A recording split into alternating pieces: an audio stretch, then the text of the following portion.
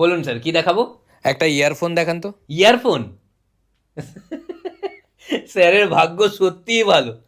এই যে ইয়ারফোনটা, একটাই পড়ে আছে দোকানে, আর কেননা একটাই কিনেছিলাম। মাত্র 1500 টাকায় পাচ্ছেন এই ইয়ারফোনটা। দুর্দান্ত কোয়ালিটির, এরকম কোয়ালিটির ইয়ারফোন এখানকার কোনো দোকানে নেই। ওরা সব ভালো রাখে। শুনুন এর কোয়ালিটিগুলো বলে আচ্ছা, ওই ইয়ারফোনটার কত দাম? এটা হ্যাঁ। এটা অতটা ভালো না, কিনলে লস হয়ে যাবে। কত দাম বলুন না। এটা 500 টাকা। তাহলে কি করে লস হবে? আমার লস হয়ে যাবে, শুনুন না। বলছি এর কোয়ালিটিগুলো বলে দিচ্ছি, মানে ফিচার্সগুলো। মানে এত ক্লিয়ার সাউন্ড আসে, আপনি যখন কানে দেবেন এত ক্লিয়ার সাউন্ড আসে।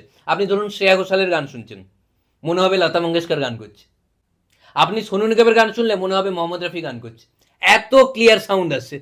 আপনি টনি কাক্কারের গান শুনলে মনেই হবে না কোনো গান শুনছেন, এত ক্লিয়ার সাউন্ড আসে। আচ্ছা, জল লাগলে মানে নষ্ট হয়ে যায় না তো? আরে এটা যা তা কোয়ালিটির নয়, এটা যে আপনাকে দিচ্ছি মানে ওয়াটার প্রুফ, মানে নদী, সমুদ্র, সুইমিং পুল যেখানেই যাবেন নষ্ট হবে না জল।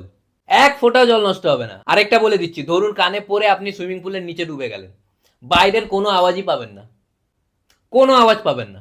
আর এর আরেকটা ফিচার আপনাকে বলে দিই, আপনি নর্মালি অন্য কোনো ইয়ারফোন পরে বাসে ট্রেনে যদি যাতায়াত করেন, ফোন এলে আপনি কথা শুনতে পান না, বাইরের এত আওয়াজ আসে। এটা পরে একবার কল করবেন, কোনো আওয়াজই পাবেন না যার সঙ্গে কথা বলছেন তার, পরিষ্কার বাইরের আওয়াজ আসবে। আরেকটা ফিচার শুনুন, নর্মালি কি হয়, অনেকক্ষণ ইয়ারফোন পরে গান শুনলে কি হয়, কান ব্যথা হয়। এটা পরে আপনি যত সময় গান শুনতে পারেন, বুঝতেই পারবেন না কানের ব্যথা, এত মাথা যন্ত্রণা করবে। আরেকটা ম্যাজিক্যাল ফিচার শুনুন, ধরুন আপনি গান শুনছেন ইয়ারফোন লাগিয়ে, আপনার মনে হচ্ছে একটা অন্য গান হলে ভালো হয়, আপনি শুধু ভাবছেন, ভাবলেই গান চেঞ্জ হয়ে যাবে। কি করে?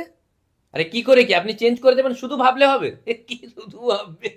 আরে কোথায় চলে যাচ্ছে না, এই স্পিকারটাও পাওয়া যাবে, স্পিকারটা নিতে পারেন। মারাত্মক ফাটাফাটি স্পিকার, জোরে আওয়াজ দিলে ফেটে যায়।